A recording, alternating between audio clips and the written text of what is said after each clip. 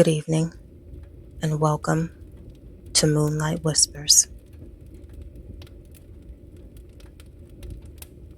Tonight, we tiptoe through moonlit corridors, where every knob turns to stars, and no two rooms are ever the same. Some guests arrived on falling leaves, others rode in on wishes.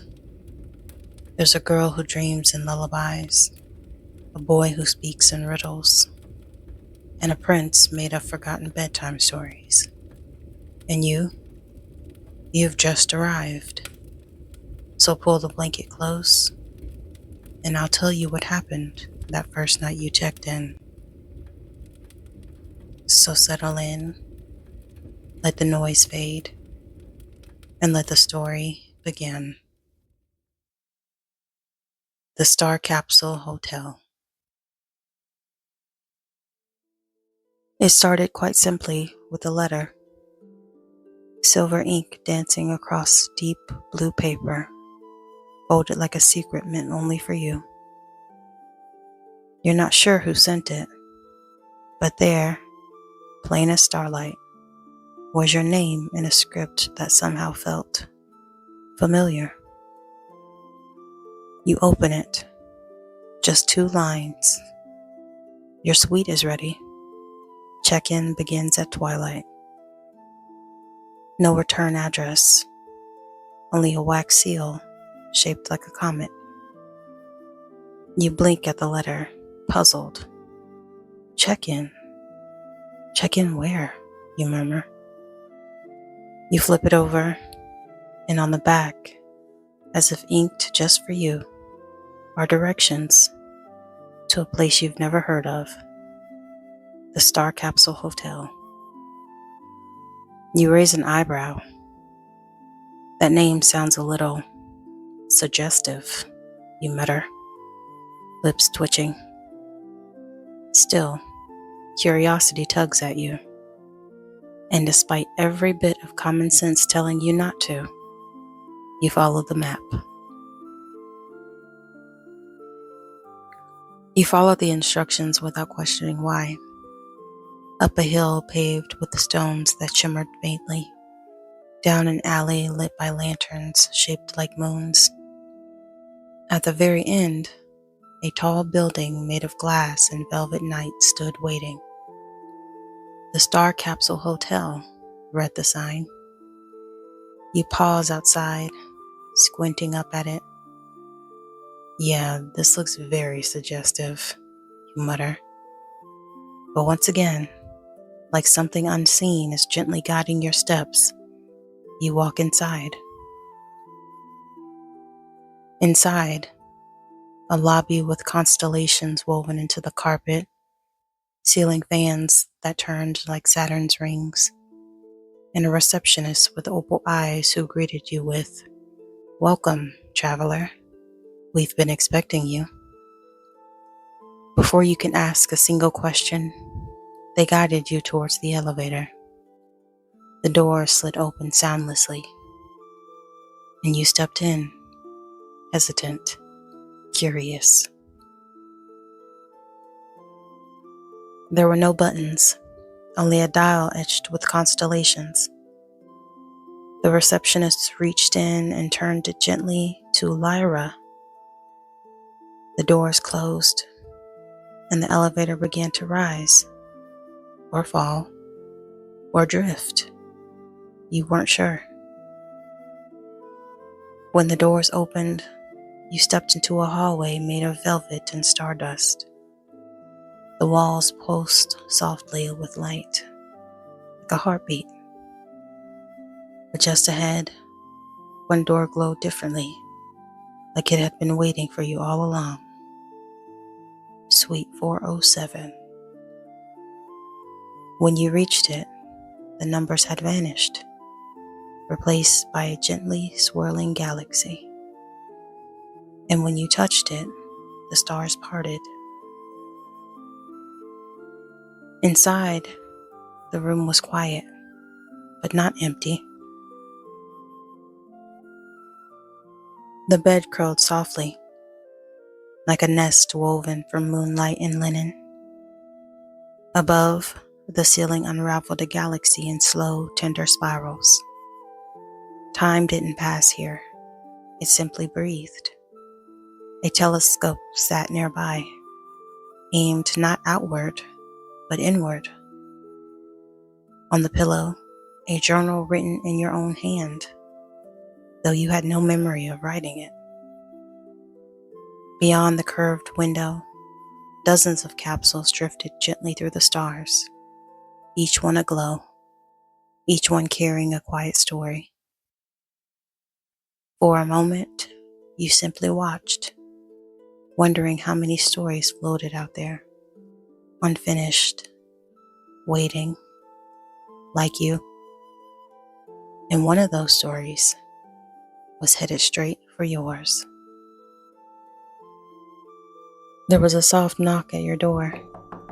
You turned so quickly, you nearly gave yourself whiplash. Who could that be? Room service, maybe? But you hadn't ordered anything. You walked to the door, pressed your eye to the peephole, and saw nothing but a soft, golden glow waiting on the other side. Hesitant, but curious as always, you reached for the handle. You opened your door, and standing there was a girl made of candlelight and feathers. Her glow was gentle, flickering like a flame that wasn't quite sure if it was allowed to exist. Soft curls framed her face, and her eyes held the color of lullabies. "I'm from story 114, she said shyly, voice barely louder than a breath. "I was forgotten halfway through, before the ending could happen." You stood frozen for a moment, eyes wide, caught somewhere between wonder, confusion, and a quiet ache you didn't know was inside you. How could someone be real and unfinished at the same time? You stepped aside and invited her in. She smiled, relieved, and floated across the room more than walked, her satchel gently clinking with the glass jars that glowed faintly. Tiny fireflies blinked within them, and you could swear some were humming. Tucked between the jars were scraps of paper, riddles maybe, poems, pieces of what her story might have become. You made tea, lavender star, and she cupped it carefully like it might vanish. And then, as steam curled upward like forgotten thoughts, she said, "Everyone here is in between. Dreams not quite dreamt, tales not quite told." You stared into your cup for a moment, letting her words settle. And then, quietly, you replied, "I think I know what that feels like you're a sentence missing its ending, or a song no one finished humming. Sometimes I wonder if I wandered off my own page without noticing." She looked at you, really looked, and then, for the first time, she smiled with something more than politeness. It was the kind of smile that says, "Me too." Some time later, someone else knocked. A tall man stood in the doorway, silver moss growing across his shoulders like a cloak of quiet seasons. "A retired villain," he said, "one who had given up his story arc to become a gardener." And without explanation, he handed you a pear carved from moonstone. "You'll need this tomorrow," he said simply. You offered a soft, uncertain "thank you," and watched as he, quite literally, faded into the hallway. Each night brought someone new. A sleeping knight who only woke in poetry, a bear who once ruled a kingdom of mirrors, a librarian who stitched books from forgotten size. And with each guest, a piece of you returned, like memories whispered back by the stars. But not all stories came gently. Some waited in silence, unopened, unfinished. There was one door at the end of the hall, room 000. It was always cold near that door, always a little too quiet, and it never shimmered like the others. Guests said it belonged to the first fairy tale, the one that was erased, the one that was never supposed to be read. One night, the candlelight girl said, "Don't open it unless you're ready to see what parts of you were forgotten." And yet, the longer you stayed, the more you wondered, what if your story lived in there too? What if the ending you never got was waiting behind that door? Each room had a bedtime ritual. Your room whispered lullabies into the walls, the windows fogged with poetry, the pillow displayed constellations as you dreamt. Some nights you floated into your sleep, drifting down the hallways of others' dreams. Once you dreamed you were a dragon, once a teacup, once a letter never opened, but always you returned to 407.